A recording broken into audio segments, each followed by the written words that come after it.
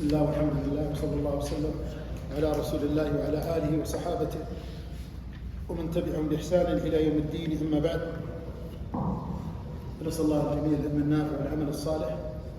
هذا هو المجلس الثاني من مجالس إقراء كتاب التوحيد الذي هو حق الله على العبيد.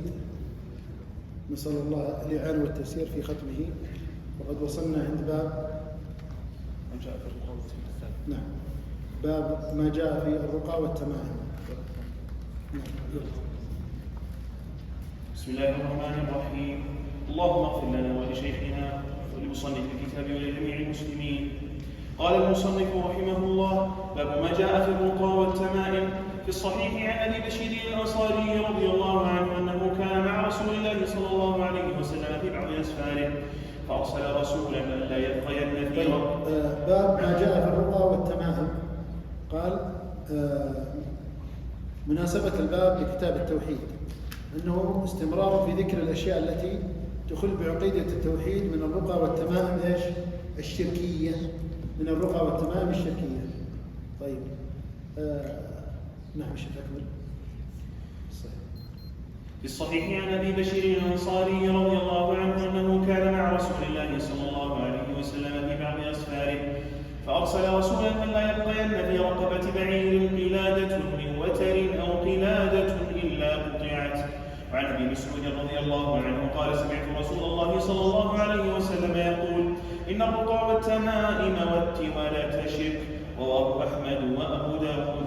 وعن عبد الله بن عكيم مرفوعا قال: من تعلق شيئا وكل اليه. رواه احمد والترمذي. التمائم شيء يعلق على الأولاد يتقون به العين، لكن إذا كان المعلق من القرآن فرخص فيه بعض السلف، وبعضهم لم يرخص فيه ويجعله من المنهي عنه، منه ابن مسعود رضي الله عنه. والرقى هي التي تسمى العزائم، وخص منها الدليل ما خلا من الشرك، فقد رخص فيه رسول الله صلى الله عليه وسلم.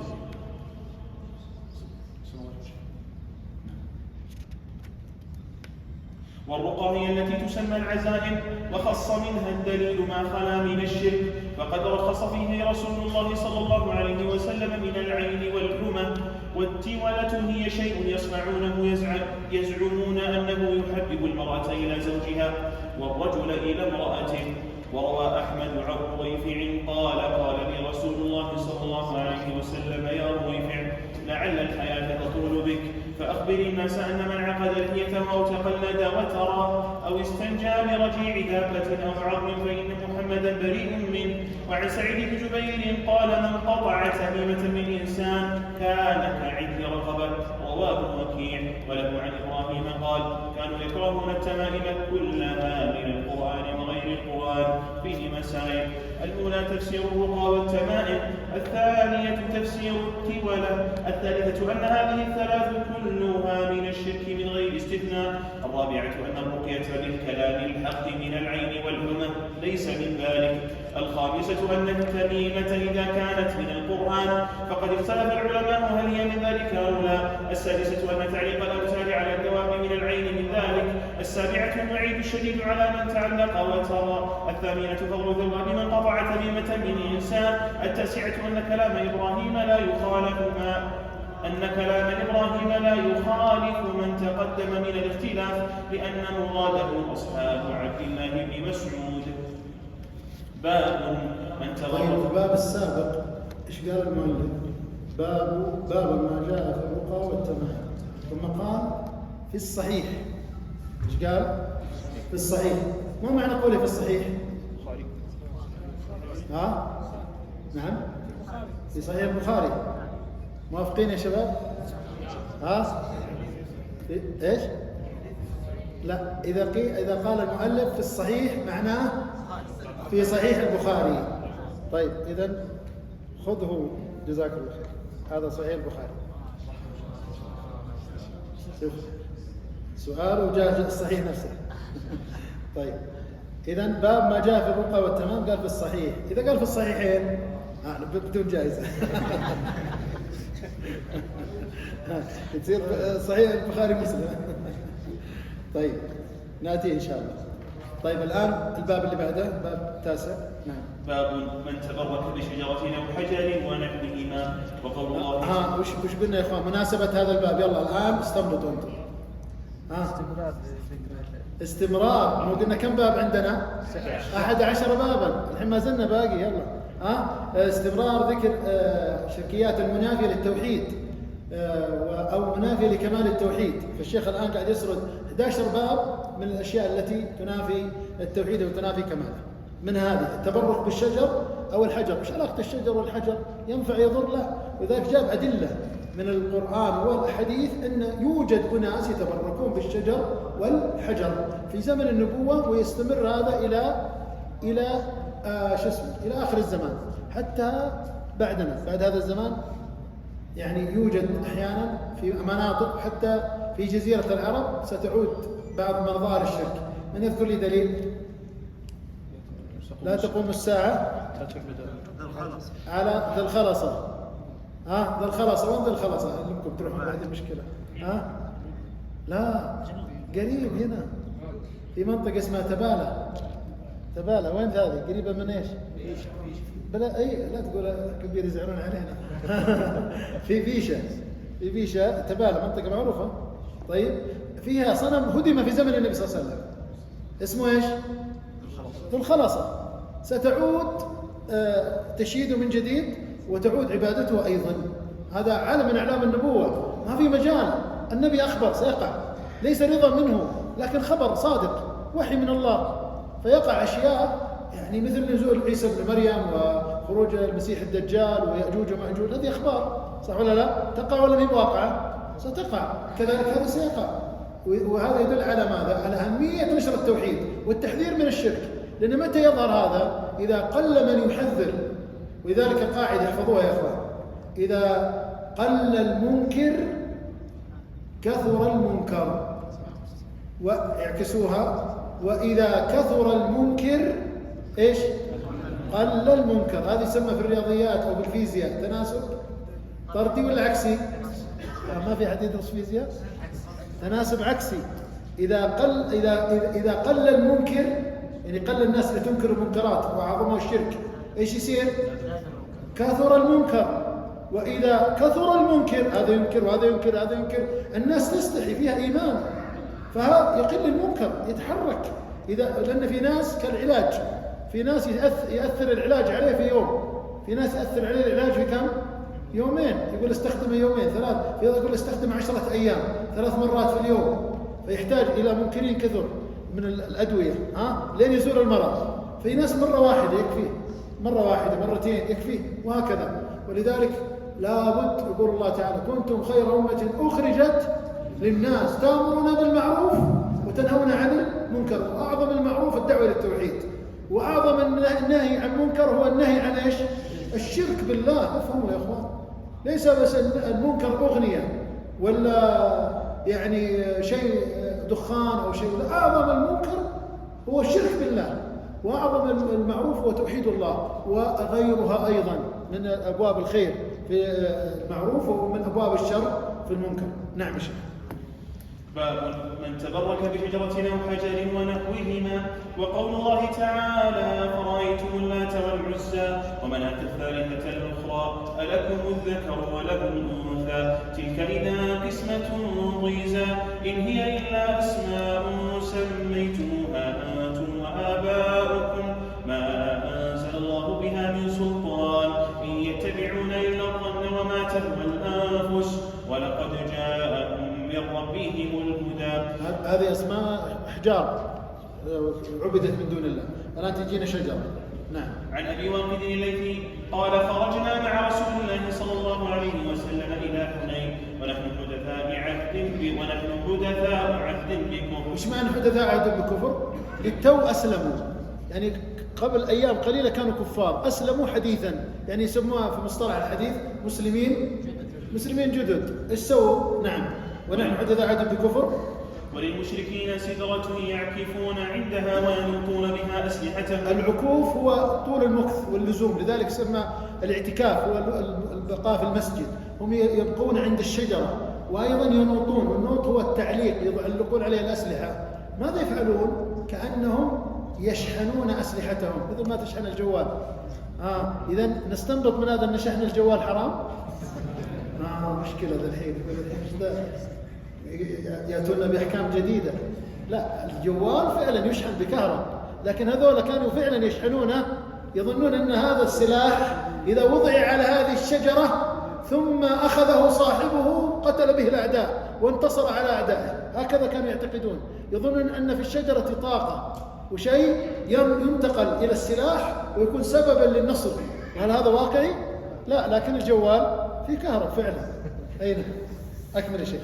يقال لها ذات أنواط، فمررنا بسدرة فقلنا يا رسول الله اجعل لنا ذات أنواط كما لهم ذات أنواط. فقال رسول الله صلى الله عليه وسلم الله أكبر إنها السنن. قلتم والذي نفسي بيده كما قالت بنو إسرائيل لموسى اجعل لنا إلها كما لهم آلهة. قال إنكم قوم تجهلون لتركبن سنن من كان قبلكم.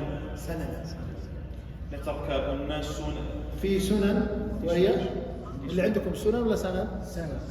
سنن. في سنن. أيوة هي سنن بفتح السين. طيب.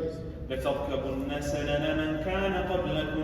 رواه الترمذي وصححه. فيه مسائل: الأولى تفسير آية النجم، الثانية معرفة صورة الأمر الذي طلبوا، الثالثة كونهم لم يفعلوا، الرابعة كونهم قصدوا التقرب إلى الله بذلك لظنهم أنه يحبه، الخامسة أنهم إذا جهلوا هذا فغيرهم أولى بالجهل، السادسة أن لهم من الحسنات والوعد بالمغفرة ما ليس لغيرهم، السابعة أن النبي صلى الله عليه وسلم لم يعذرهم، رد عليه بقوله الله أكبر إنها السنن. قلت لتتبعن سنن من إنها السنن فيها ضبطين، لكن طبعا السنن الطرائق والسبل التي يسيرون عليها، سنتهم أو طريقتهم أو كذا. نعم. إنها السنن لتتبعن سنن من كان قبلكم. فغلظ الأمر بهذه الثلاث. الثامنة الأمر الكبير وهو المقصود أنه أخبر أن طلبهم كطلب بني إسرائيل لما قالوا لموسى اجعل لنا إلها. التاسعة أن نفي هذا من معنى لا إله إلا الله مع دقته وخفائه على أولئك. العاشرة أنه حلف على الفتيا وهو لا يحلف إلا لمصلحة. 11 أن الشرك فيه أكبر وأصغر لأنهم لم يرتدوا بهذا. 12 قولهم ونحن حدثاء عهد بكفر فيه أن غيرهم لا يجهل ذلك. 13 التكبير عند التعجب خلافا لمن كره. 14 سد الذرائع. 15 النهي عن التشبه بأهل الجاهلية. 16 الغضب عند التعليم. 17 القاعدة الكلية لقوله إنها السنن. 18 أن هذا علم من علم النبوة لكونه وقع كما أخبر. 19 أن كل ما ذم الله به اليهود والنصارى في القرآن أنه لنا 20 أنه متقرر عندهم أن العبادات مبناها على الأمر، فصار فيه التنبيه على مسائل القول. أما من ربك فواضح، وأما من نبيك فمن إخباره بأنباء الغيب، وأما ما دينك فمن قوله يجعل لنا إلها إلى آخره.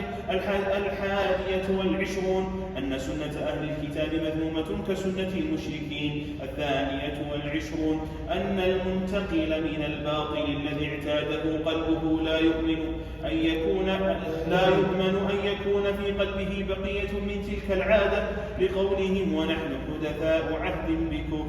لذلك يا إخوان، إذا الإخوان نزلوا لميدان الدعوة إلى الله سبحانه وتعالى ودعوا غير المسلمين أو بعض أهل البدع، فضع في بالك أنه ربما تبقى عنده بقايا، إذا كان رافضيا وتسنن، إذا كان صوفيا وتسنن، إذا كان مشركا وثنيا وأسلم، إذا كان نصرانيا وأسلم، فقد يبقى عنده بقايا، فأنت حاول أن تزيلها مع الزمن.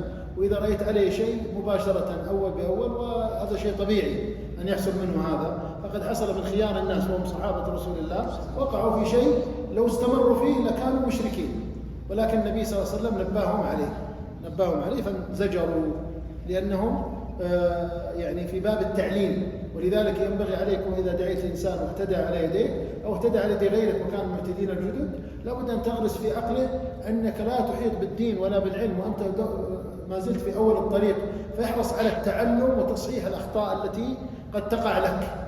ليس أنه توهمه أنك ما شاء الله مسلم خلاص فاهم الدين، لا، توه بداية الطريق فيتعلم من المواقف. نعم.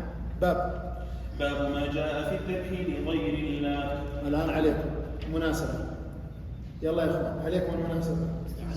تفضل. هذا يبين نوعا من أنواع الشرك والذي هو ضد التوحيد. نعم، الذي ضد التوحيد. أحسنت، بارك الله فيك. إذن خذ هذا معراج القبول أو معارج القبول. تعال تفضل اكتبها عندك. هذه يسمى مناولة مع الإجازة. أنا أجيزك بهذا الكتاب، أنا أرويه عن الشيخ حافظ الحكمي عن طريق الشيخ علي بن قاسم الفيفي عن الشيخ حافظ. هذه مناولة مع الإجازة، هذا طرق من طرق التحمل. وأنت كذلك أجيزك بصحيح البخاري كاملا. جزاك الله خير. يلا أكمل يا شيخ. وقول الله تعالى. إذن زي ما ذكر الشيخ قبل قليل، ما زال استمرار في ذكر أنواع من الشركيات تنافي التوحيد للتحذير منها. الآن هل ما جاء في الذبح لغير الله ما زال ولا انقطع في الماضي؟ ما زال. شوف الدماء تراق أمام الأضرحة والقبور والأشجار والأحجار والجن وفي الأودية أحيانا، والقصد منها الدم والذبح لا الطعام والأكل، الذبح والدم وهكذا. نسأل الله العافية والعافية.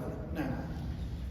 وقول الله تعالى: قل إن صلاتي ونسكي ومحياي ومماتي لله رب العالمين لا شريك له وبذلك أمرت وأنا أول المسلمين. وجه الاستشهاد يا إخوان من الآية. ها؟ إيش؟ ونسكي. وش معنى نسكي؟ الذبح. ما شاء الله. إذن خذ كتاب فقهي فيه باب فيه الذبح يمكن موجود.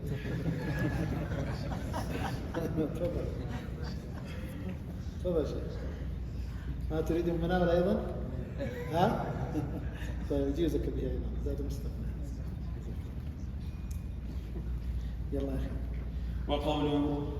وقوله فصل لربك وانحر. عن علي رضي الله عنه قال: حدثني رسول الله صلى الله عليه وسلم ب4 كلمات: لعن الله من ذبح لغير الله، لعن الله من لعن والديه، لعن الله من آوى محدثا، لعن الله من غير منار الأرض. رواه مسلم. وعن طارق بن شهاب أن رسول الله صلى الله عليه وسلم قال: دخل الجنة رجل في ذباب ودخل النار رجل في ذباب.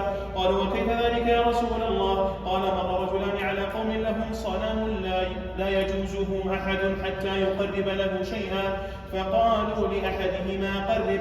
قال: ليس عندي شيء أقرب. قالوا له: قرب ولو ذبابا. فقرب ذبابا فخلوا سبيله، فدخل النار وقالوا للآخر: قرب. قال: ما كنت لأقرب لأحد شيئا دون الله عز وجل. فضربوا عنقه فدخل الجنة. رواه أحمد. فيه مسائل. الأولى. طيب قبل الدخول في المسائل، الرجل أجبروه ففعل، والثاني أجبروه فلم يفعل. الثاني عرفنا أنه في الجنة لأنه قتلوه وتمسك كذا إلى أن مات. طيب الأول أجبروه وما كان يريد بس أجبروه، فلماذا دخل النار؟ طيب بس احتساب بدون أجر، يعني عند الله لكن بدون أجر، ما في كتب. تفضل. لأنه قال ذلك رضا منه، فكان لم يكن يخطر بباله أن هذا شيء محرم. ما خطر بباله عذر أجل، صح؟ لكن تقول رضا، أنت تناقضت في الجواب، صح؟ حينما كان يتقرب بهذه الزواوة، أيوة. ظن أن هذا شيء يسير جدا، هذا لا يؤخذ عليه، فقال رضا منه. هذا الفعل منه إذا كان كذلك كما تقول، هذا من باب الخطأ. ربنا لا تؤاخذنا إن نسينا أو أخطأنا. هل فعل تعمدا؟ يعني أقر بهذا وتعمد لذلك عوقب؟ هذا قول لأهل العلم إنه لأنه يوم جاء انشرح صدره الكفر ففعل. طيب إذا كان لا يريد هل يدخل النار؟ نعم يدخل النار. لماذا؟ لأن الأمم السابقة لم يرخص لها بالإكراه بالكفر، رخص لأمة محمد صلى الله عليه وسلم إلا من أكره وقلبه مطمئن. أما الأمم السابقة لو شرشروا بالمناشير وقطعوا لابد أن يثبتوا على دينهم وإن ماتوا وإلا يدخلون النار، ولذلك خفف الله عن أمة محمد، لكن بشرط قلبه مطمئن بالإيمان. فذاك صاحب الذباب الذي ذبحها أو قتلها ربما لم يكن راضيا لكنه فعل، كان ملزم عليه شرعا ألا يفعل. واضح؟ نعم. يلا مساء. ها؟ الحديث يؤثر كيف؟ الحديث كأنه ضعيف هذا؟ اي يعني في اي هذا التخريج، هذا التخريج، وهذا في له أدلة أخرى في قضية الأمم السابقة وتفضيل أمة محمد صلى الله عليه وسلم غير من الأمم.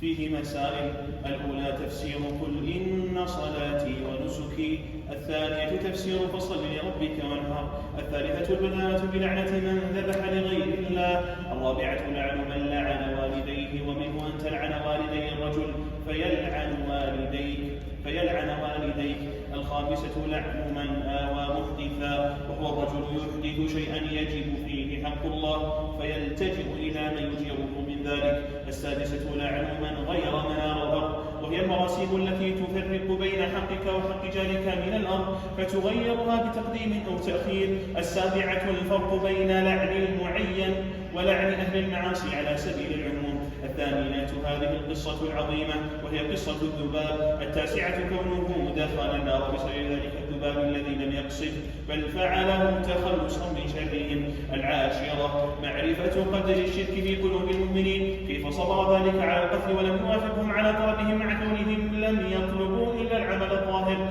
الحادية عشرة أن الذي دخل النار مسلم لأنه لو كان كافرا لم يقل دخل النار في ذباب، الثانية عشرة فيه شاهد للحديث الصحيح: الجنة أقرب إلى أحدكم من شراك نعله والنار مثل ذلك، الثالثة عشرة معرفة أن عمل القلب هو المقصود الأعظم حتى عند عبدة الأوثان.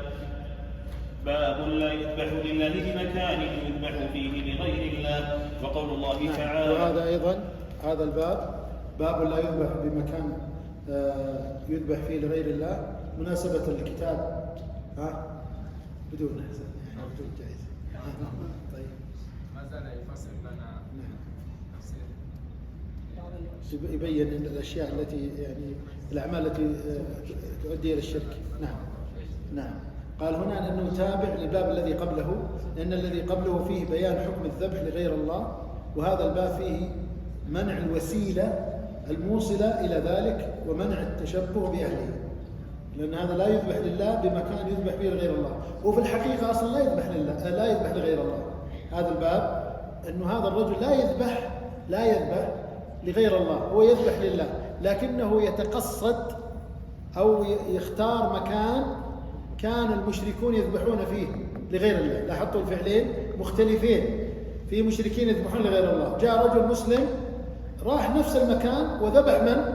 لله في هذا المكان. هنا جاء المنع لأنه يؤدي صوريا وظاهريا إلى التشبه، والإسلام جاء لمنع التشبه بالمشركين أبدا.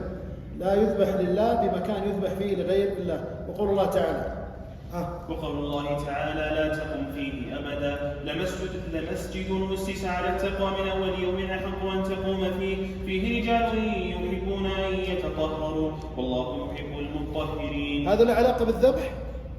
الجواب لا. طيب وجهة الاستنباط؟ أيوة، كما أنه منع الرسول صلى الله عليه وسلم من الصلاة في مسجد للضرار ويؤدي إلى الإضرار بالإسلام والمسلمين، كذلك أيضا يمنع ما شابهه من الأماكن التي قد يكون صورتها صورة المعصية مثل هذا المكان. نعم. عن ثابت عن ثابت بن الضحاك رضي الله عنه قال نذر رجل أن ينحر إبلا ببوانة فسأل النبي صلى الله عليه وسلم فقال هل كان فيها وثن من أوثان الجاهلية يعبد؟ قال لا. قال فهل كان فيها عيد من أعيادهم؟ قال لا. فقال رسول الله صلى الله عليه وسلم أوف بنذرك فإنه لا وفاء لنذر في معصية الله ولا فيما لا يملك ابن آدم. رواه أبو داود ويسنده على شرطهما. فيه مسائل: الأولى تفسير قوله لا تقم فيه أبدا. الثانية أن المعصية قد تؤثر باللغو وكذلك الطاعة. الثالثة رد المسألة المشكلة إلى المسألة البينة ليزول الإشكال. الرابعة استفصال المفتي إذا احتاج إلى ذلك. الخامسة أن تخصيص البقعة بالنذر لا بأس به إذا خلا من الموانع. السادسة المنع منه إذا كان فيه وثن من أوثان الجاهلية ولو بعد زواله. السابعة المنع منه إذا كان فيه عيد من أعيادهم ولو بعد زواله. الثامنة أنه لا يجوز الوفاء بما نذر في تلك البقعة لأنه نذر معصية. التاسعة الحذر من مشابهة المشركين في أعيادهم ولو لم يقصد. العاشرة لا نذر في معصية. 11 لا نذر لابن آدم فيما لا يملك. باب من الشرك النذر لغير الله. وقول الله تعالى يوفون هذا فيه بيان نوع من أنواع الشرك وهو إيش؟ النذر لغير الله. هذا شرك فيحذره الإنسان ويجتنب منه. نعم. وقول الله تعالى يوفون بالنذر ويخافون يوما كان شره مستطيرا. وقوله وما أنفقتم من نفقة أو نذرتم من نذر فإن الله يعلمه. وفي الصحيح عن عائشة رضي الله عنها أن رسول الله صلى الله عليه وسلم قال من نذر أن يطيع الله فليطعه ومن نذر أن يعصي الله فلا يعصه. فيه مسائل: الأولى وجوب الوفاء بالنذر. الثانية إذا ثبت كونه عبادة لله فصرفه إلى غير الله شرك. الثالثة أن نذر المعصية لا يجوز الوفاء به. باب من الشرك الاستعاذة بغير الله. هذا مثل الباب السابق تماما. مناسبة هذا الباب لكتاب التوحيد أن فيه نوع من أنواع الشرك المنافي للتوحيد وهو الاستعاذة بغير الله، وهذا ليحذر ويجتنب. وتعرف الآية اللي قادمة الآن كان المشركين يستعيذون بعظماء الجن، يقول الواحد منهم والعياذ بالله نعوذ بعظيم هذا الوادي من سفهاء قومه. فماذا يفعلون؟ يزيدون عليهم بالإزعاج والخوف والأذية. شوف ما استجابوا إنما زادوا. نعم.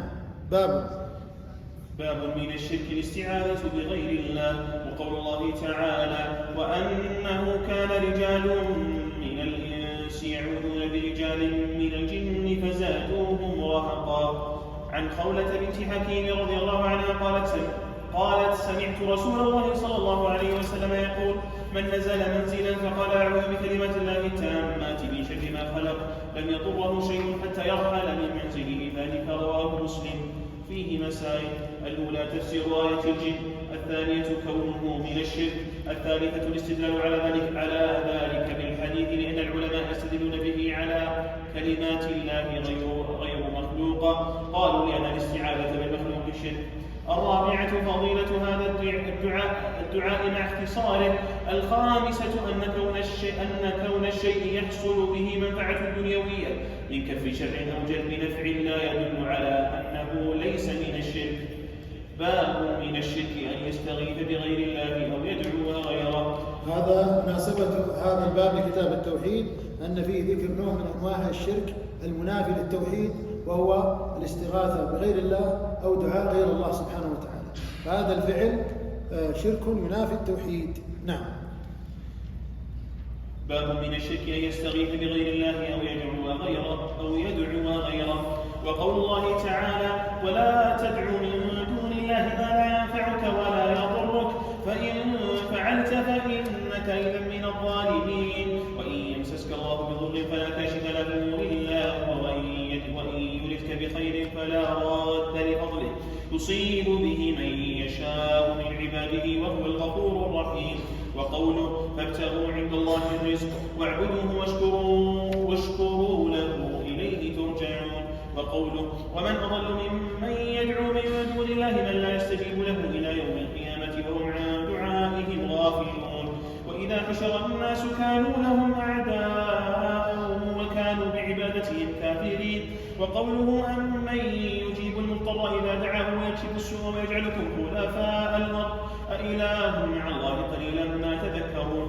روى الطبراني بإسناده أنه كان في زمان النبي صلى الله عليه وسلم منافق يؤذي المؤمنين فقال بعضهم قوموا بنا نستغيث برسول الله صلى الله عليه وسلم من هذا المنافق فقال النبي صلى الله عليه وسلم إنه لا يستغاث بي وإنما يستغاث بالله. فيه مسائل. الأولى أن عطف الدعاء على الاستغاثة من عطف العام على الرسول أنكر عليهم أن يستغيثوا به صلى الله عليه وسلم، أنكر عليهم قال أنه لا يستغاث به وإنما يستغاث بالله عز وجل.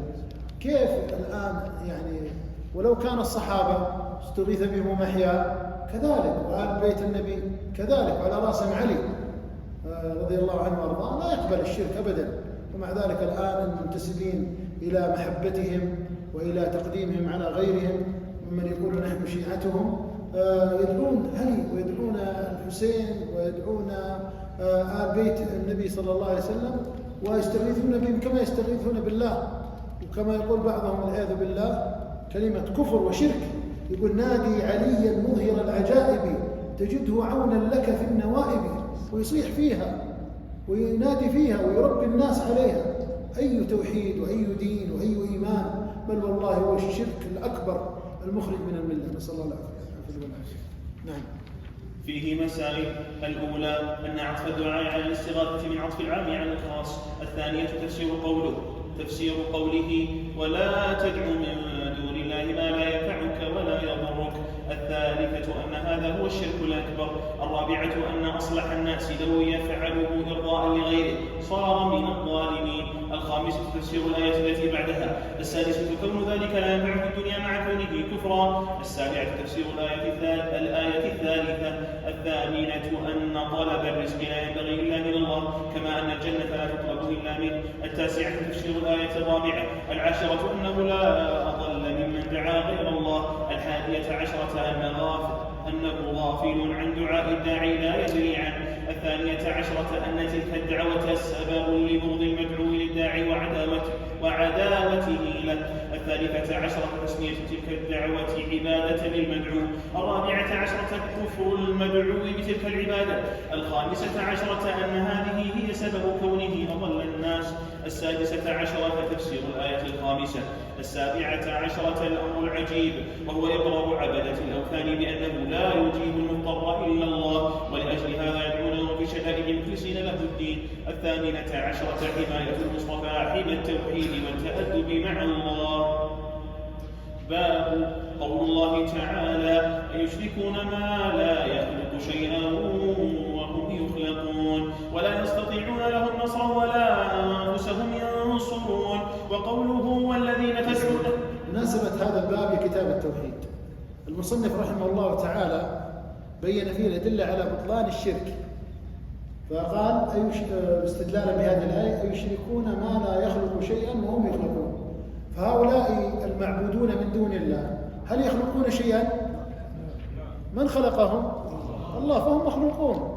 هم هؤلاء المعبودون هم في الحقيقة مخلوقون ولا ينفعون عابديهم شيئا أبدا، لا ينفعونهم. ولذلك هذا يدل على بطلان التوحيد، بطلان الشرك وبيان التوحيد، أنه الآن يتبين التوحيد وأن المقصود الدعاء هنا العبادة، وأن هذا التوحيد واضح بالبراهين الساطعة العقلية، أن هذا استدلال يسمى استدلال بتوحيد الربوبية على توحيد الألوهية، وهذا فيه إلزام. فالذي لا يخلق شيئا كيف يعبد؟ من المستحق للعبادة؟ الخالق الذي أوجد والذي يستحق أن يعبد، فكيف يخلق ويعبد غيره؟ أين العقول؟ خلقهم الله يعبدون غيره ويعبدون هذا الغير الذي لم يفعل لهم شيء في الماضي ولن يفعل لهم شيء في المستقبل أبدا أبدا. أيشركون ما لا يخلق شيئا وهم يخلقون. وهم الضمير يعود على ماذا؟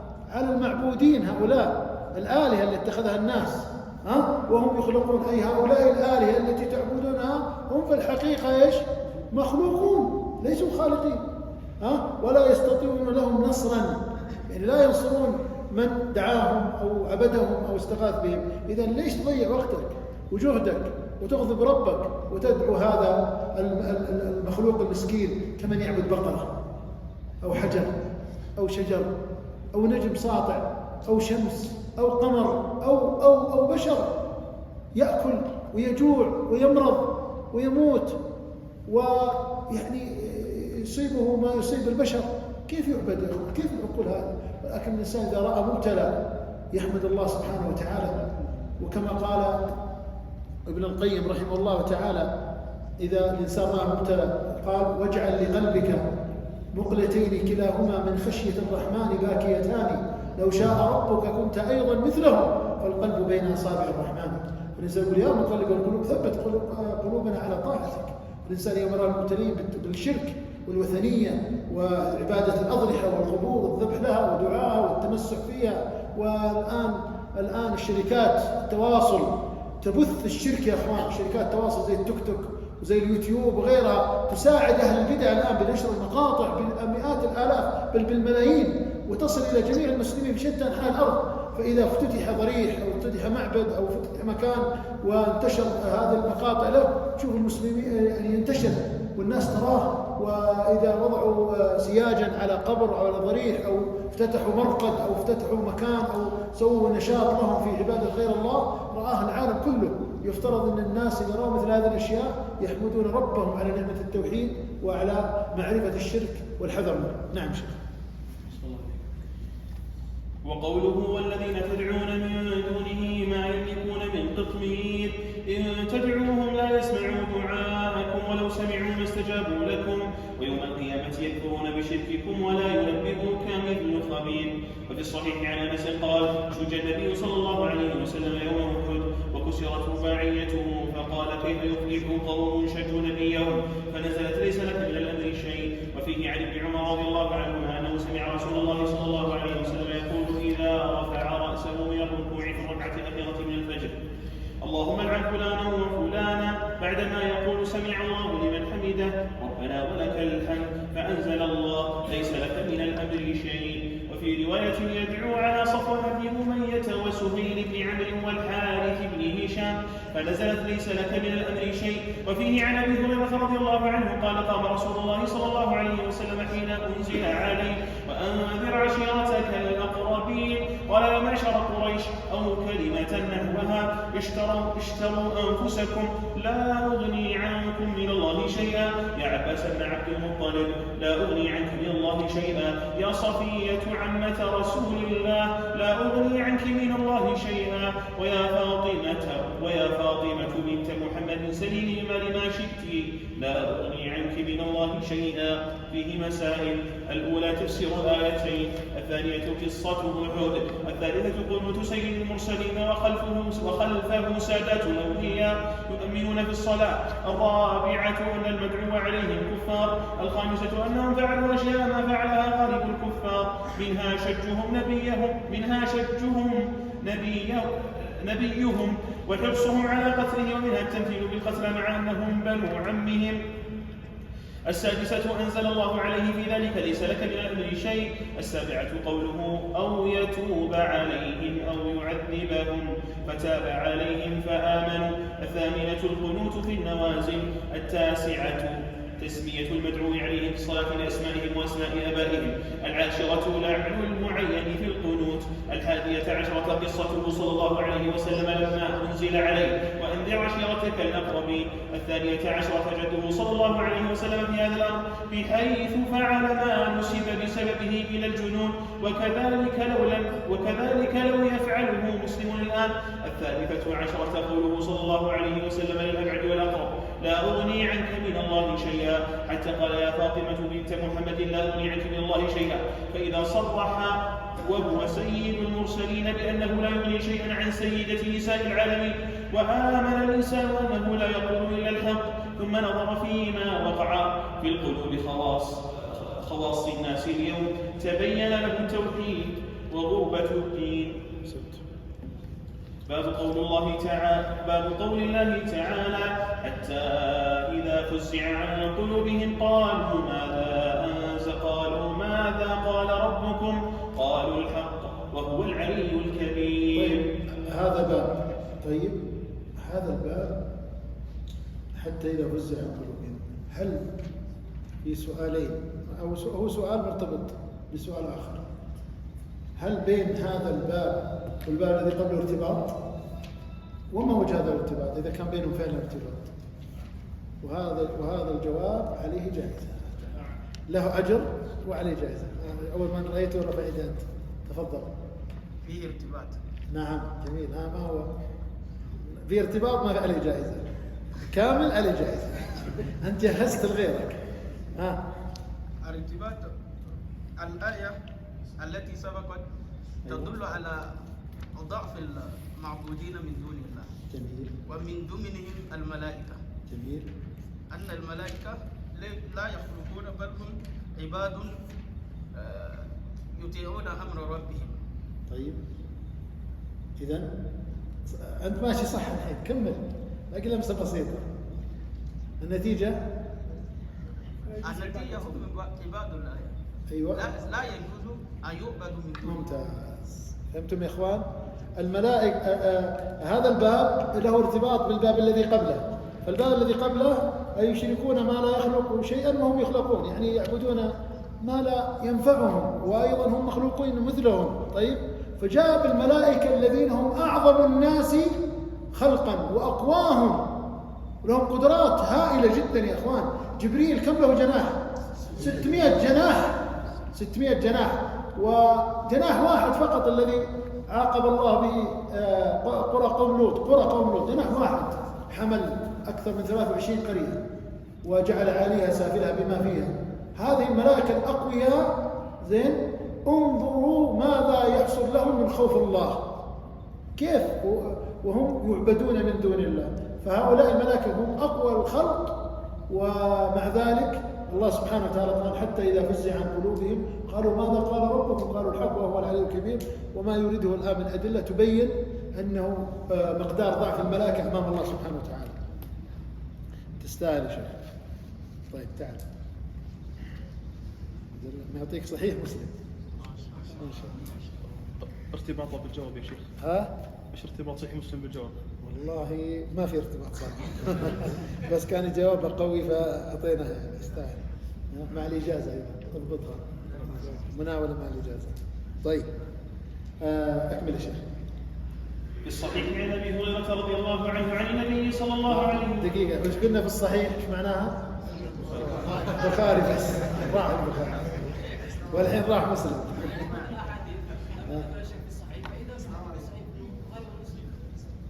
جميل. الشيخ لا يلزم إذا وجد الحديث في البخاري أن يوجد في مسلم، لأنه هناك أحاديث تفرد بها البخاري عن مسلم، وهناك أحاديث تفرد بها المسلم عن البخاري. وأحيانا يقول لك متفق عليه، وأحيانا يقول لك رواه البخاري ومسلم. فالمصطلحين مثل بعض.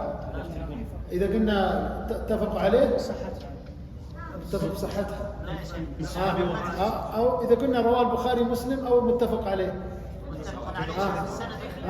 أيوة نفسها. إذا قلنا متفق أو قلنا البخاري كذا يا أخوان، موافقين؟ في أحد معارض؟ والله في معارضين. تفضل. لا دقيقة تفضل.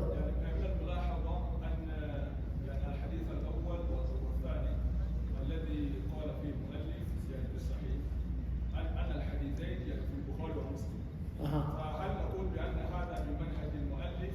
لا. أنه يقول لا، قد لا يلزم، لا نتكلم. ربما وهم الشيخ ولا يعني أنه خلاص الحديث لا يستدل به ولا سقط فيه ولا كذا. لأنه لاحظت أنت يمكن ما حضرت معنا من أول لقاء، صح؟ ما حضرت.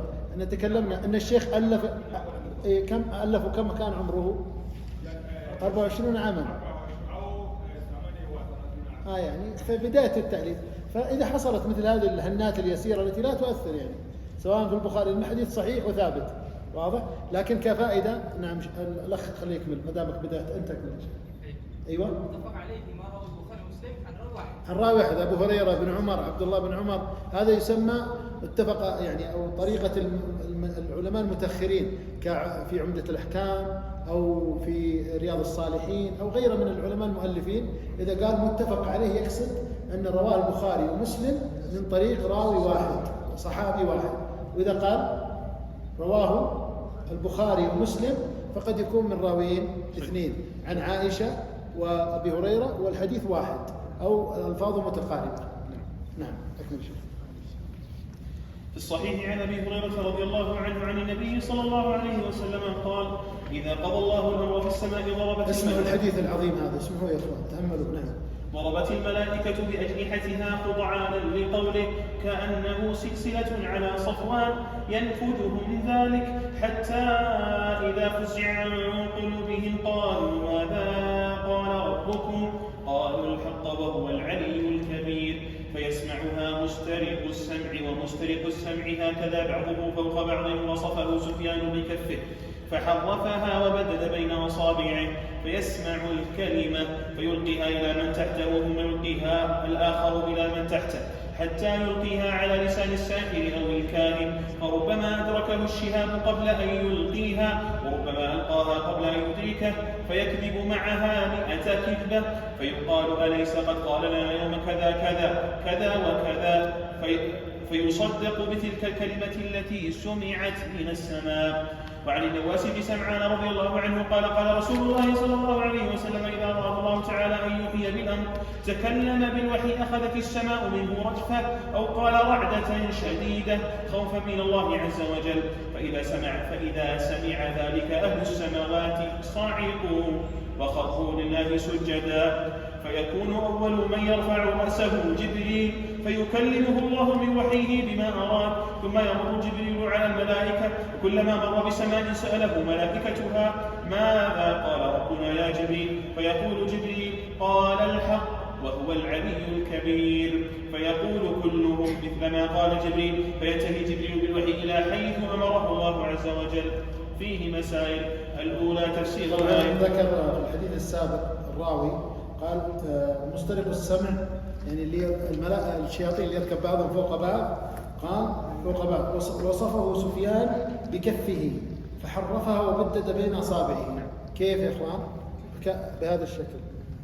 قال بعض العلماء فسرها بهذا الشكل، فحرفها وبدد بين أصابعه، يعني فرق الأصابع، فيركب بعضهم على بعض إلى أن يستمعون، فيمكن يجيهم الشهاب فشوف يعني يدخلون في عملية انتحارية لأجل نقل معلومة يضلون فيها الناس، يسمعون معلومة يذهبون إلى السحرة حتى يصدقون، لأنهم إذا الناس سمعوا من الساحر كلمة واحدة وكذب معها 99 كذبة صدقوه، قالوا ما شوف قال كذا ووقع، فيفتنون الناس به، فهم يحرصون على فتنة الناس بالساحر، نسأل الله العافية والعافية.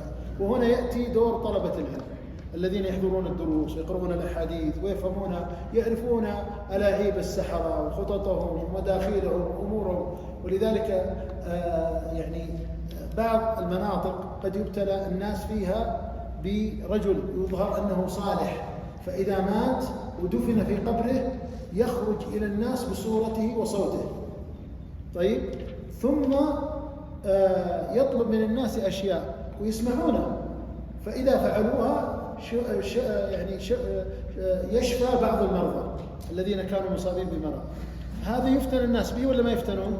يفتنون. لكن طلبة العلم وأهل العلم يعرفون أن الذي خرج له من هو؟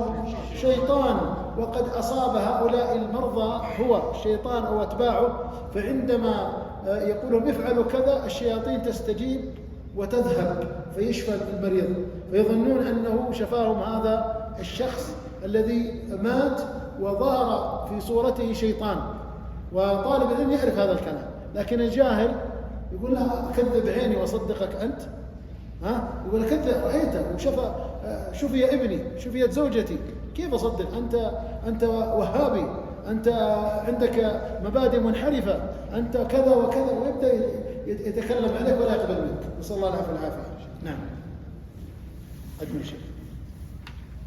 فيه مسائل: الأولى تفسير الآية، الثانية ما فيها من الحجة على إبطال الشرك، خصوصا ما تعلق على الصالحين، وهي الآية التي قيل إنها تقطع عروق شجرة الشرك من القلب.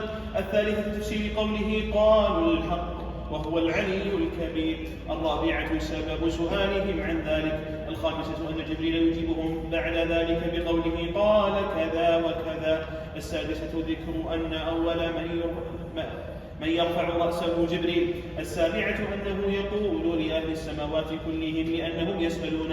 الثامنة أن الغش يعم أهل السماوات كلهم. التاسعة ارتجاء السماوات لكلام الله. العاشرة أن جبريل هو الذي ينتهي بالوحي إلى حيث أمره الله. 11 ذكر استراق الشياطين. 12 صفة ركوب بعضهم بعضا. 13 إرسال الشهاب. 14 أنه تارة يدركه الشهاب قبل أن يلقيها، وتارة يلقيها في أذن وليه من الإنس قبل أن يدركه. 15 كون الكاهن يصدق بعض الأحيان. 16 كونه يكذب معها 100 كذبة. 17 أنه لم يصدق كذبه إلا بتلك الكلمة التي سمعت من السماء. 18 قبول النفوس للباطل، كيف يتعلقون بواحدة ولا يعتبرون ب100 كذبة. 19 كونهم يتلقى بعضهم من بعض تلك الكلمة ويحفظونها ويستدلون بها. 20 إثبات الصفات خلافا للأشعرية المعطلة. 21 التصريح أن تلك الرجفة والغشي خوفا من الله عز وجل. المسألة اللي قبل هذه أشار إلى مسألة إيش؟ عقدية في الأسماء والصفات. قلنا أن الشيخ يشير إلى الأسماء والصفات لكن بشكل يسير. نعم. 22 أنهم يخرون لله سجدا.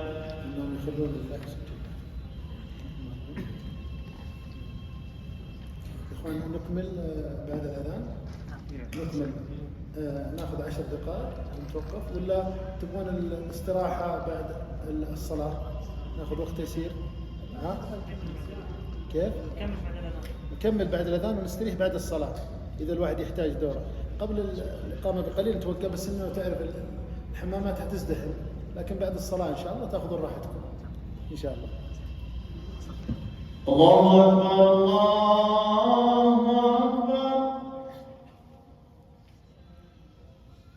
الله أكبر الله أكبر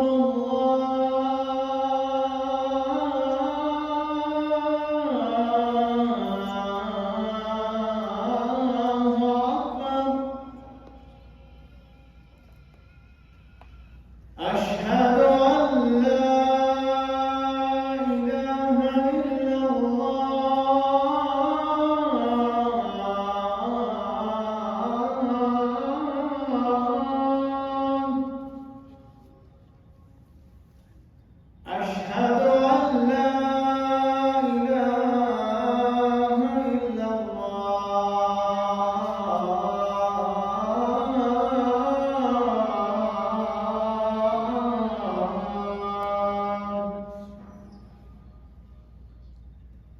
أشهد أن محمدًا رسول الله.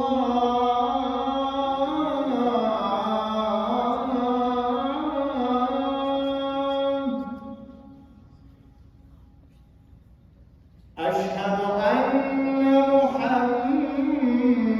محمدًا رسول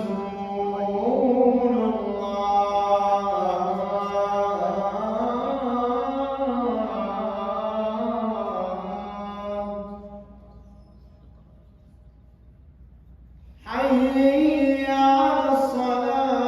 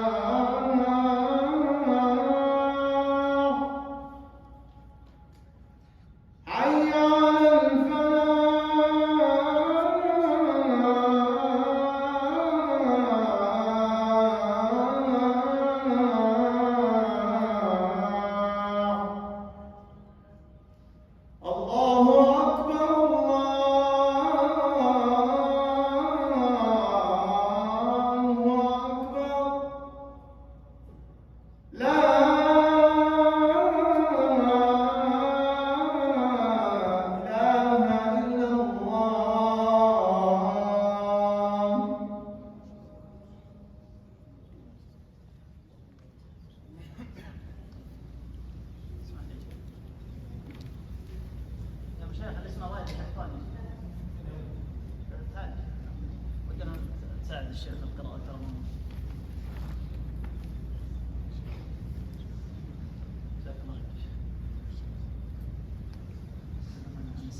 طيب وقفنا عند باب الشفاعة. بسم الله والحمد لله. وقفنا عند باب الشفاعة. الآن الشفاعة ما مناسبتها في كتاب التوحيد يا اخوان؟ نعم. ها؟ ايش علاقتها؟ تبغى جديدة ما شاء الله. تفضل.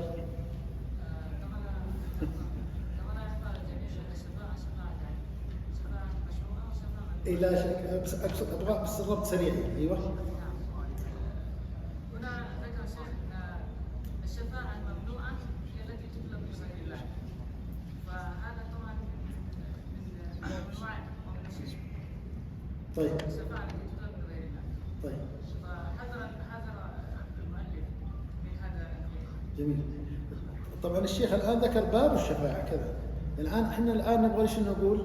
ربط هذا الباب في كتاب التوحيد ما علاقته؟ لماذا أورد الشيخ يعني هل يوجد ارتباط بين التوحيد وبين الشرك في قضية الشفاعة؟ تفضل. بجملة مختصرة جدا. ولا الشرح الأخ شرحك واضح، يعني لو استطردت في الكلام ستوصل المعلومة. لا أنا أبغى كلمة يسيرة ربط بس فقط. لأن المشركون يطلبون الشفاعة لغير الله، من غير الله. طيب نقول طيب ابغى اسمع. جزاك الله خير. تفضل. العلاقة بينهما العمل فقط، العمل بما فعلت، العمل ما لا ينفع غيرك. طيب جيد. تفضل يا شيخ. المشرك لا يشفع له، لا يشفع الا للموحد. طيب هذا الحين لو جمعنا الإجابات كلها صحيحة ترى يا إخوان، يعني في أغلب الإجابات سمعتها كلها صحيحة، لكن أنا أبغى الرابط في موضوع. لذلك يا شباب يا أخوتي الآن مثل هذه الكتب يجب أن تقرأ بشكل مركز، بحيث أن الإنسان لا يستطرد ويدخل في التفاصيل، وهو أصل فكرة المؤلف ومقصد المؤلف غايب عن ذهنه. لاحظوا يا إخوان قراءة الكتاب لوحده المتن، ولذلك أنا أنصحكم حقيقة إذا أردت أن تدرس متنا من المتون العلمية حاول تقرأ مرة مرتين تكد ذهنك. افهم غلط يا أخي ما في مشكلة، افهم غلط حاول، لأنه مع الوقت تتنمى عندك ملكة الفهم والاستنباط ومعرفة مقاصد المؤلف، حتى تصل لدرجة أنت تكون مؤلف، أنت تستطيع أن تعرف طريقة التأليف وطريقة ربط المعلومات وضبط الأبواب مع الآيات المستدلة إلى آخره. فآخر جواب تفضل شيخ. باب الشفاعة الذين يطلبون الشفاعة من غير الله. أيوة. طيب بمعنى أن من أسباب الشرك موضوع طلب الشفاعة. لاحظتم يا إخوان ليش وقع المشركون في الشرك؟ ولذلك تذكرون القواعد الأربعة. من اللي درس القواعد الأربعة؟ قرأ القواعد الأربعة؟ مشكلة لازم القواعد الأربعة. طيب من القواعد الأربعة ذكر هذا الموضوع، موضوع الشفاعة. أيوة. سبب وقوع المشركين هم طلب الشفاعة والقربة، ما نعبدهم إلا ليقربونا إلى الله زلفى. يعني السبب هذا هو القضية هذه فقط. يقول احنا نعلم انهم لا يخلقون ولا يرزقون ولا ولكن نحن نصرف لهم شيء، نذهب الى نطوف على القبر شويه يحس فينا ويشعر ترى الله اعطاه قدره فيعرف اني جيته. انا يوم ادعو ترى يسمعني لان الله اعطاه قدره، هو انسان عادي بس الله اللي اعطاه ولانه له مكانه، فهو يوم يسمعني اني جيته وصرفت له شيء يستحي مني ويشفعني عنده. شوف كيف النظره هذه نظرتهم. لذلك لازم نعرف عقليه المشرك عشان تهدم. وذلك عرفت الشر لا للشر لكن توقيه، وكيف تقي الناس لازم. وذلك جاء عن عمر رضي الله عنه انما تهدم عروة الاسلام عروة اذا نشأ في الاسلام من لا يعرف الجاهليه. لازم نفهم الجاهليه كيف كانت، كيف عقليه الجاهليين، لان الجاهليه تستمر في الناس والناس قد يقعون في شيء من افعال الجاهليه. ولذلك الف الشيخ رساله سماها مسائل الجاهليه، وضع فيها اكثر من 100 مساله من مسائل الجاهليه لابد تقفون عليها تدرسونها، لأن هذه الأمور تتكرر على الناس يا إخوان، حتى لو كان لها 1400 سنة من وقوع الناس فيها تتكرر مرات وكرات وهكذا. والله المستعان. نعم يا شيخ. يلا إذا نلخص الكلام بما قاله شيخنا الشيخ صالح الفوزان. وش قال على هذا الباب؟ اسمعوا ما قال أنه لما كان المشركون يبررون ما هم عليه من الشرك من دعاء الملائكة والأنبياء والأولياء ويقولون نحن نعلم أنهم مخلوقون، ولكنهم لما جاءوا من عند ولكنهم لهم جاءوا عند الله، فنحن نريد منهم أن يشفعوا لنا عند الله.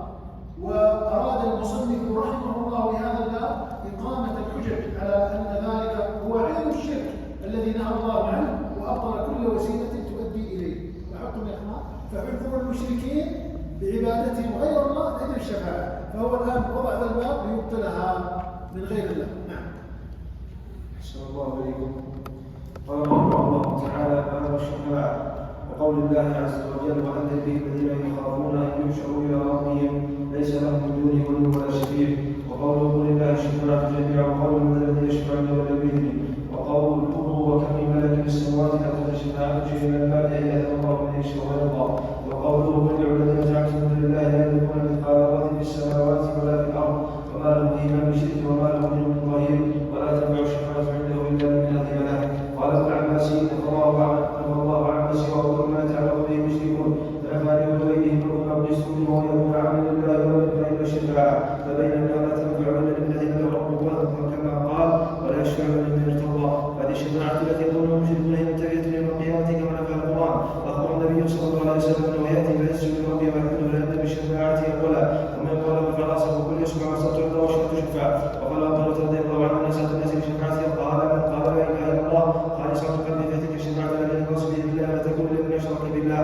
وحقيقته أن الله سبحانه الذي يتمر على هذه الخلاص فيغفر له بواسطة الدعاء من أذن له أن يشفع ليكرمه وينال المقام المحمود.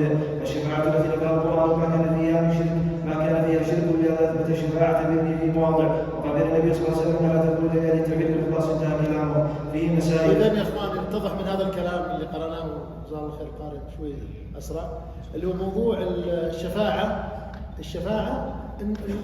أنها لا يعني سبب وقوعهم فيها وفهمهم الخاطئ لها، يظنونها مثل ما يسمى عند الناس إيش؟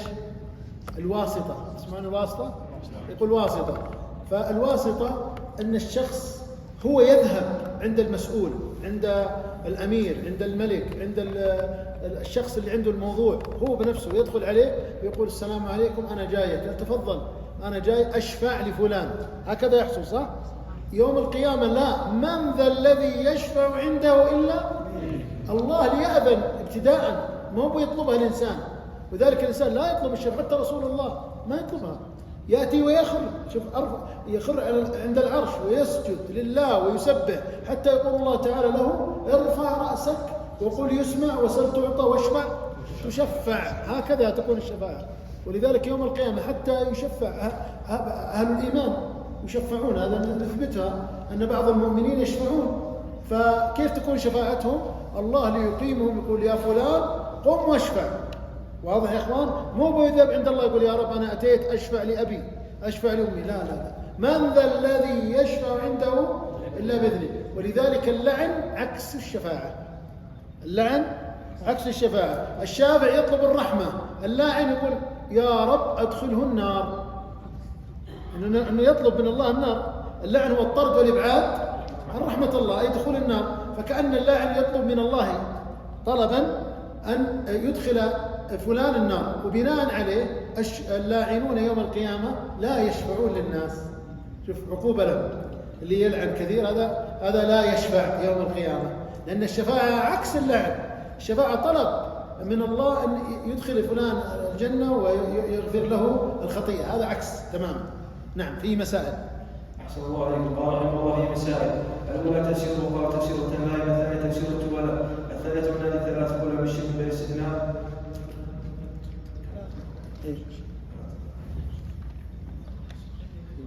في مسائل. الأولى تفسير الآيات، الثانية صفة الشفاعة المنفية، الثالثة صفة الشفاعة المثبتة، الرابعة ذكر الشفاعة الكبرى وهي المقام محمود، الخامسة صفة ما يفعله صلى الله عليه وسلم من عنده بشفاعة بل يسجد فإذا أذن له شفاعة، السادسة من سد الناس بها، السابعة أنها لا تكون من يشرك بالله، الثامنة بيان حقيقتها. احنا بين الأذان والإقامة لأنه في إخوة حاضرين معنا ما عندهم نسخ، فتكون قراءتنا أقل شوية، لكن بعد الصلاة عندنا بيننا وبينك اتفاق آخر. يتحمل الأخوة بعدين. يلا عشان نخلصكم بدري. يلا باب. أحسن الله عليكم. باب قول الله تعالى: إنك لا تهدي من أحببت ولكن الله يهدي من يشاء، وهو على كل مهتدي بالصيد من شيء. طيب هذا الباب ما مناسبته عشان اختصر الوقت يا اخوان، ان فيه الرد على عباد القبور الذين يعتقدون في الانبياء والصالحين النفع والضر، وذلك انه اذا كان النبي صلى الله عليه وسلم قد حرص على هداية عمه في حياته فلم يتيسر له ودعا له بعد موته فنهي عن ذلك، وذكر سبحانه أن الرسول لا يقدر على هداية من أحب، فهذا يدل على أنه صلى الله عليه وسلم لا يملك ضرا ولا نفعا، فبطل التعلق به لجلب النفع ودفع الضر، وغيره من باب أولى. إذا كان الرسول لا ينفع ولا يضر استقلالا إلا إذا أذن الله له أو يسر الله له، فغيره من باب أولى. من هو أعلى من مقام النبي صلى الله عليه وسلم؟ لا يوجد. ومع ذلك الله خاطبه وقال إنك لا تهدي من أحببت، وأرانا الله بأم يعني أعين الناس الحاضرين وبتصديقنا للخبر الصادق عن رسول الله وعن الصحابة أن أبو طالب مات على غير الإسلام، ولا لا يا إخواني؟ بخلاف ما يعتقده الرافضة لا يعتقدوا أن أبو طالب في الجنة. حول ولا قوة. الله يقول إنك لا تهدي من أحببت، وكان الرسول يحب من يهدي عمه. الله اللي قال، ويجي يقول لك لا لأنه والد علي بن أبي طالب. كيف يعني علي بن أبي طالب إمام ووالد؟ طيب الرسول والده في النار، النبي أخبر بذلك كما جاء في حديث بيان ذلك، والله المستعان. نعم. أحسن الله عليكم. ورحمه الله وقال تعالى إنك لا تهدي من أحببت.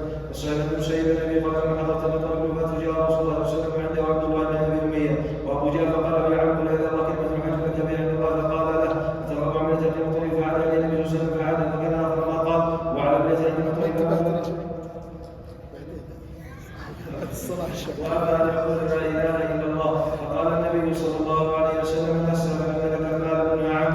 فأنزل الله عز وجل ما كان النبي والذين آمنوا يستغفرون المشركين، وأنزل الله في أبي طالب إنك لا تهدي من أحببت ولكن الله يهدي من يشاء في مسائل لا تفسير قوله إنك لا تهدي من أحببت ولكن الله يهدي من يشاء. الثانية تفسير قوله تعالى ما كان النبي والذين آمنوا أن يستغفروا المشركين ولو كانوا أولي قربى من بعد ما تبين لهم أنهم أصحاب الجحيم. الآية الثالثة وهي مسألة الكبيرة تفسير قوله قل لا إله إلا الله بخلاف ما عليه من الداعي.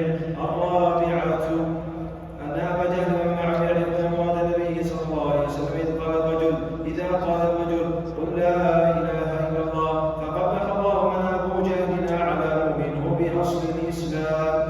الخامسة جده صلى الله عليه وسلم ومبالغته في إسلام عمه. السادسة الرد على من زعم إسلام عبد المطلب وأسلافه.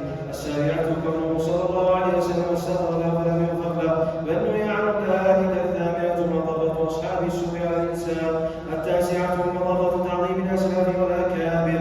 العاشرة الشبهة للمبطلين بذلك لاستدلالها بالجهل بذلك. الحادية عشرة الشاهد لكون الأعمال بالخواتيم لأنه لو قالها لنفعت. الثانية عشرة التأمل في كبر هذه الشبهة في قلوب الطالبين، لأن من قصة أنهم لم يجادلوه إلا بها مع مبالغته صلى الله عليه وسلم وتكريره، فلأجل عظمتها ووضوحها عندهم يقتصروا عليها.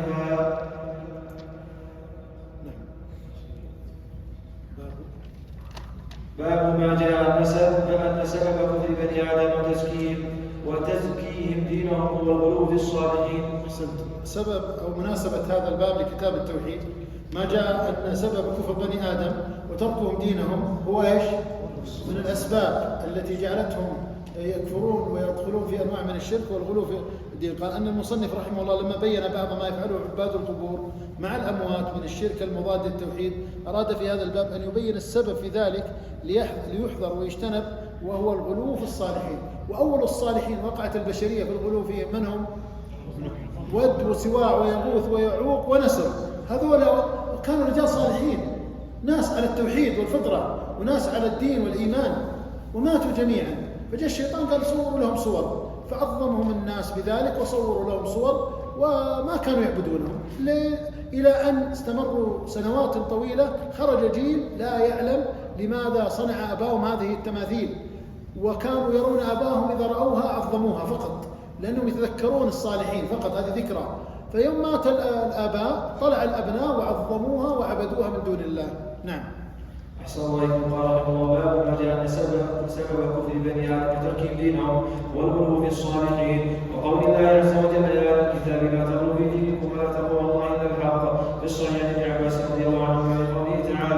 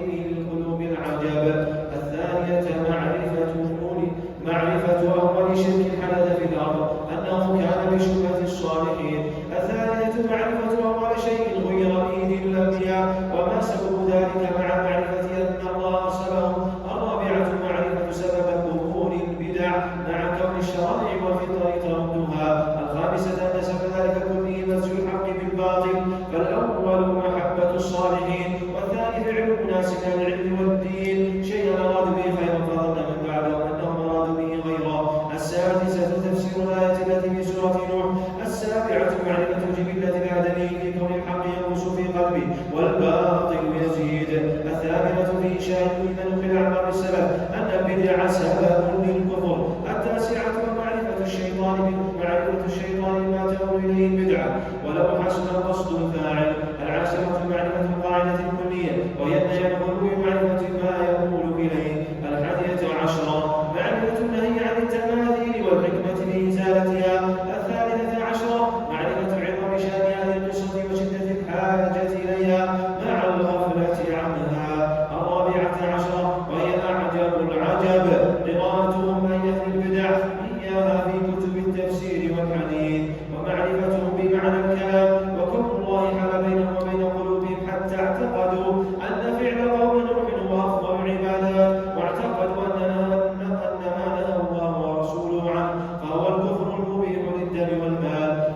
15 التصريح بأنهم لم يريدوا إلا الشفاعة. 16 ظنهم أن العلماء الذين صوروا الصور أرادوا ذلك. 17 البيان العظيم في قوله لا تطروني كما أطرت النصارى ابن مريم وصلوات الله وسلامه على من بلغ البلاغ المبين. 18 نصيحته إيانا بهلاك المتنطعين. 19 التصريح بأنها لم تعبد حتى نسي العلم ففيها بيان معرفة قدر وجوده ومضرة فقده. 20 أن سبب فقد العلم موت العلماء. لذلك ينبغي أن يشاع العلم في كل مكان، في البيوت، في المساجد، في كل مكان يشاع العلم يا أخوان، من خلال قراءة الكتب النافعة العلمية مثل هذا الكتاب وغيره من الكتب مثل ثلاثة الأصول والقواعد الأربع وكتاب التوحيد حتى لو بدون شرح، لأن الناس ولله الحمد خاصة من يعني كان من العرب أو تعلم العربية يكون فهمه فهما مباشرا ولديه في ذهنه قوة ذهنية للأسف لا تستخدم للمعاش، كيف ينظم معاشه وكيف يعرف أموره وكيف يعرف زراعته وعمله وأموره وترتيب يعني كل ما يتعلق بأموره الدنيوية والمعاشية. يبقى قضية الدين يا إخوان وتعلم مسائل الدين الواضحة لا بد من بذل شيء من الجهد، منها خلال قراءة مثل هذه الكتب. في كتاب التوحيد لو الإنسان جلس مع أبنائه في بيته وشمع معهم وأخذ كتاب التوحيد الذي هو حق الله على العبيد للشيخ محمد عبد الوهاب فقط المتن فقط بدون شرح وقرأه بابا كل باب يأخذ منه 5 دقائق أو 3 دقائق بس يقرأ الآية والحديث ويحاول يفهم وهو سيفهم بإذن الله عز وجل. ما أشكل عليه يضع سؤال وإذا قابل أحد طلبة العلم إمام المسجد الحمد لله وسائل التواصل الآن مع أهل العلم والعلماء بدل من إنسان يحصل له مشكلة ويروح يسأل عالم من باب الأسئلة النافعة أسئلة التعليم والتعلم فيقول أنا يا شيخ جلست مع أبنائي وقرأت عليهم الكتاب وأشكل عليه فهم حديث أعطني الجواب حتى أعلم أبنائي.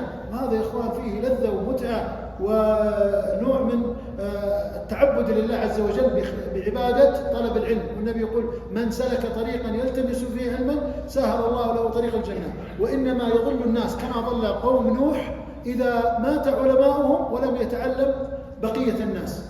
فالله يا إخوان بالحرص على التعلم من خلال قراءة الكتب اليسيرة النافعة مع الأهل مع الأبناء مع الإخوان في المساجد في المجالس. نسأل الله عز وجل الجميع العلم النافع والعمل الصالح. وربما استشكل بعض الحاضرين طريقتنا هذه طريقة خاصة لطلاب العلم نجتمع ونقرأ كتاب نختمه كامل ونعلق عليه تعليقات يسيرة وبالقراءة شوية فيها نوع من السرعة. اللي عنده نسخة ويتابعنا يستفيد وينتفع، اللي ما عنده نسخة قد يستفيد فائدة قليلة وقد يتشوش ويقول شبهم مسرعين ولا يستفيدون. لا نحن الحمد لله نستفيد والأخوة يستفيدون ولو نقوم 2 3 نسألهم يجاوبون إن شاء الله. الله نعم. إيش هي؟